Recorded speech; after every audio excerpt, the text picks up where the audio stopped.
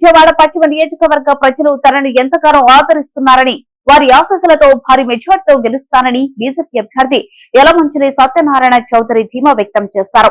Nomination వేసే ముందు విజయవాడ చిట్టినగర్ కొత్త అమ్మవారి ఆలయంలో సుజన ప్రత్యేక పూజలు చేశారు. ప్రజలు తనను ఆదరిస్తున్న తీరుకు సంతోషంగా ఉందన్నారు. ప్రచారంలో ప్రజలు ఎదుర్కొంటున్న అనేక సమస్యలను కళ్లారా చూశానని అన్నారు. పశ్చిమ నియోజకవర్గాన్ని అభివృద్ధి పరిచేందుకు రాజ్యాంగబద్ధమైన నాయకుడు అవసరం ఉందని, ఆ బాధ్యతను తాను తీసుకుంటానని సుజన స్పష్టం చేశారు.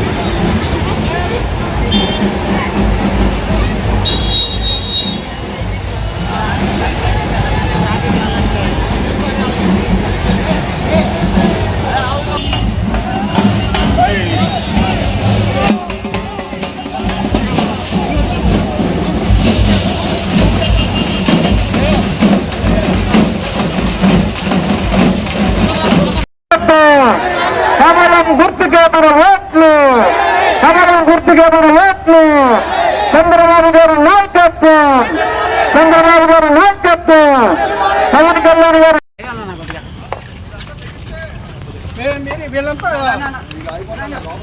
సార్ మీరు లోన్కి వెళ్ళకూడదు,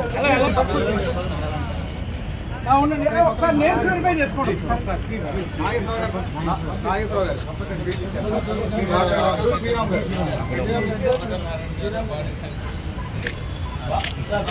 అడ్డూరు శ్రీరామ్ గారు ఉన్నారు, పి నాగేశ్వరరావు గారు,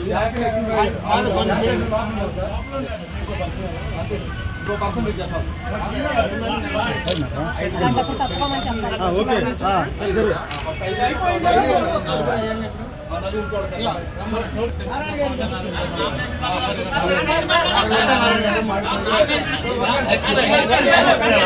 అలా ఉండదు సార్,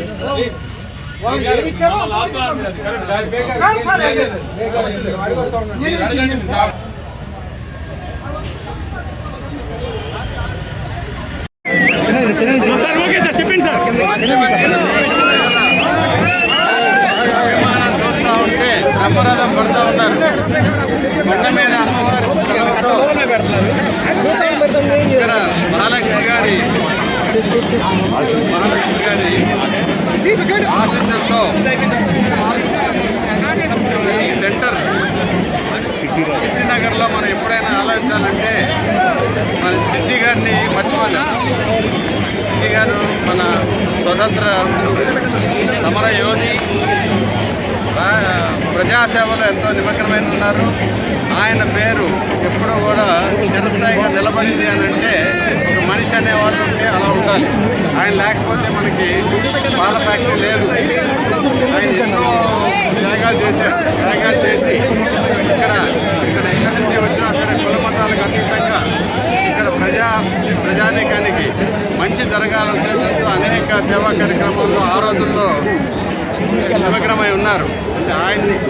ఏమన్నా కానీ పశ్చిమ నియోజకవర్గం నాకు కూడా పేరు సంపాదించుకోవాలని చెప్పి కోరిక ఉంది. కాబట్టి పశ్చిమ నియోజకవర్గానికి కావాల్సిన వసతులన్నీ ఏదైతే, ఎందుకంటే ఇక్కడ అట్టడి వర్గాలు పేద వర్గాలు ఎంతోమంది ఉన్నారు. ఇక్కడ సౌకర్యాలు చూస్తే రోడ్లు కానీ, డ్రైనేజ్ వ్యవస్థ కానీ, మంచినీటి వ్యవస్థ కానీ, ఇళ్ళ పట్టాలు కానీ ఏమీ లేవు. ఇంత దుర్భర పరిస్థితుల్లో విజయవాడ పెద్దవాడ అంటే ఎప్పుడూ కూడా రాజకీయాలకి రాజధాని, అన్నిటికీ రాజధాని. కానీ పెద్దవాడ ఇంత కింద స్థాయికి దిగిపోవడానికి కారణం సరైన రాజకీయ ప్రతినిధులు లేకపోవడం అనేది నా అభిప్రాయం.